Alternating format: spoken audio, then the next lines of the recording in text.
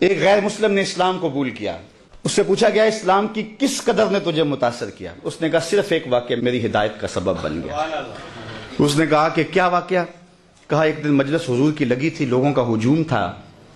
ایک شخص اٹھ کے کھڑا ہوا، حضور میرا بیٹا کئی دنوں سے گم ہے، مل نہیں رہا، آپ دعا کر دیں مل جائے.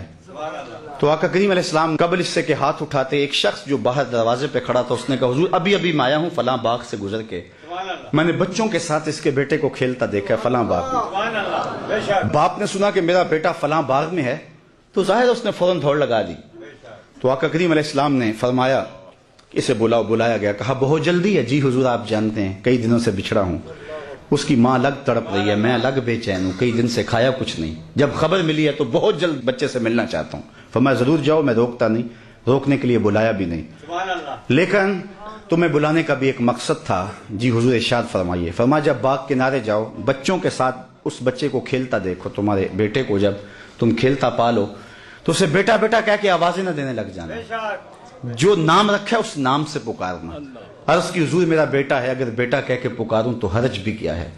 فرمایا تم کئی دنوں سے بچھڑے ہو، تمہارے لہجے میں بلا کا رس ہوگا اور تم نہیں جانتے، ہو سکتا ہے کھیلنے والوں میں کوئی یتیم بھی کھیل رہا ہو، اور جب تم اپنے بیٹے کو بیٹا کہہ کے پکارو گے اس کا کلیجہ تڑپ جائے گا، کاش آج میرا باپ ہوتا تو مجھے بھی بیٹا کہہ کے پکارو. تو کہا یہ شوق گھر جا کے پورا کر لینا، یہ شوق گھر جا کے پورا کر لینا، اس کے سامنے اپنے بیٹے کو بھی بیٹا کہہ کے نہیں پکارنا. یہ اسلام کا دیا ہوا دین ہے. غریب کے سامنے اپنی دولت کی نمائش نہیں کرنی، بیوہ کے سامنے اپنی بیوی سے پیار نہیں کرنا، بلکہ میرے حضور نے یہاں تک ارشاد فرمایا اپنے گوشت کی خوشبو سے غریب ہمسائے کو تکلیف نہیں دینی. یا تو تھوڑا سا پانی زیادہ ڈال لو اور شوربے کی ایک پیالی ہمسایوں کے گھر بھی بھیج دو. اگر ایسا نہیں کر سکتے تو پھر ایسے زاویے میں وہ کھانا پکاؤ کہ غریب کے بچوں تک اس کی خوشبو نہ پہنچے. بچے ہیں ضد کر بیٹھے اور انہوں نے اپنے غریب باپ سے تقاضا کر لیا تو بوڑھا باپ کیسے آرزو ان کی پوری کرے گا؟ وہ کیا کسی نے کہا تھا نا، اسی ڈر سے وہ بچوں کو دوپہر میں سلا دیتی ہے گلی میں پھر کھلونے بیچنے والا نہ آ جائے. تو کہا حضور کی نزاکت قلبیہ کا لحاظ رکھنا کہ یتیم کے سامنے اپنے بیٹے سے بھی پیار نہ کرنا، اس کو بیٹا کہہ کے نہ پکارنا.